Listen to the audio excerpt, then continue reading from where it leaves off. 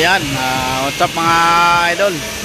Yan, ngayong araw po mga idol ay meron tayong bagong release na gypsy kill na pure stainless kasang CT150 na badya. So ayan mga idol yung unit natin na ilalabas ngayong araw. Yan, pure stainless steel top na. Yan.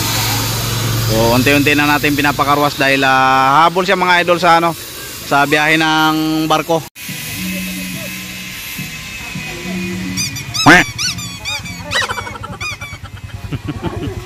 Safe drive mga idol oh.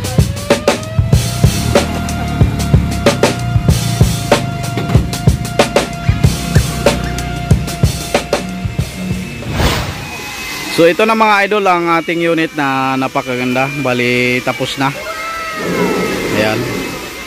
Ang unit po pala na ito mga idol ay gypsy kill na pure stainless. Steel top po yung kanyang bubong. Ayan. Siyempre meron siyang oval. Ayan. At siyempre nilagyan natin ng sticker. Ito mga idol yung ating compartment. Ayan, puno na. Puno na ang compartment natin mga idol. At ito yung ating bumper sa harapan. Ayan, mayroon siyang dalawang antina. Mayroon siyang ito. Yung design natin mga idol, dalawang ilaw, tsaka itong gulong. Ayan. Yung gulong na ito mga idol pala ay hindi yan lumalapat. Design lang po yan. Ayan. Bali ang unit na ito mga idol ay nakakasasya sa Badya CT150 mga idol. Ayan, Badya CT150. Ayan. Ang motor na ito mga idol ay alam naman natin na malambot yung kanyang shock dito. Kaya ang ginawa natin mga idol ay dinala natin sa motor shop para pinalagyan natin ng spacer at dinagdagan ng langis para lalong tumigas. So ayan, baliwala na yung gypsy kill. Yan. Yan, ito yung kanyang driver side. Siyempre mayroon siyang windshield. Mayroong side mirror. Ayan, at siyempre itong ladder na nilagay natin. Yan.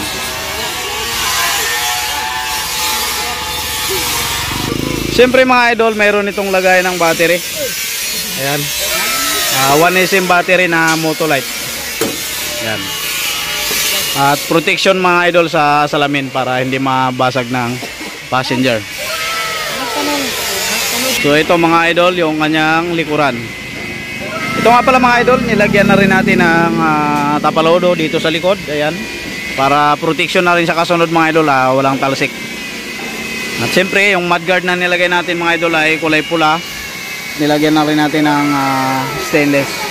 Apat nga pala mga idol yung taillight na nilagay natin. So bali kukunik lang yan mga idol dito po sa signal light ng natin motor.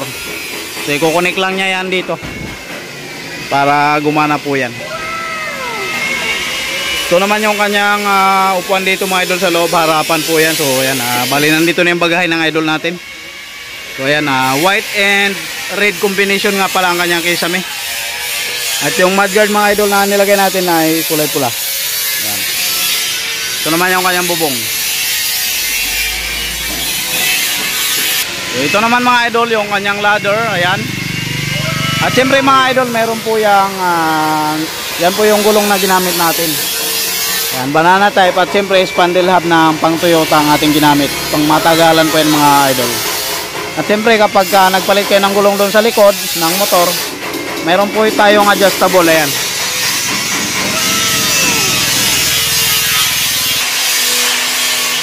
So ayan nga mga idol, nilagyan din natin siya ng oval para kita ni idol yung gutter. Ayan. So yung ating carrier, mayroon siyang apat na paglight. Mayroong ladder. At siyempre half panel door mga idol yung pintuan na nilagay natin. At ito yung kanyang upuan sa loob. Ayan. Yan, ito yung ating idol. Yan, babiyahin na. Si Jogard Tikar ng Negros. Sasakay na uli ng barko ngayong 7 PM mga idol sa Batangas. So ibibiyahin niya lang kasi itong unit. Pick up lang.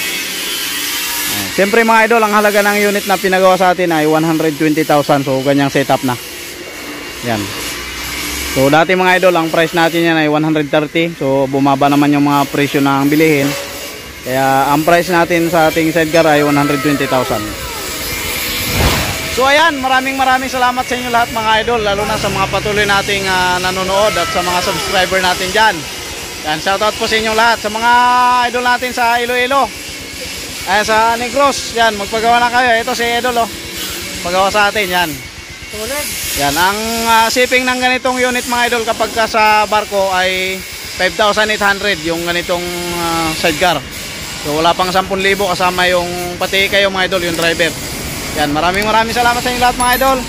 God bless po at ingat po tayong lahat.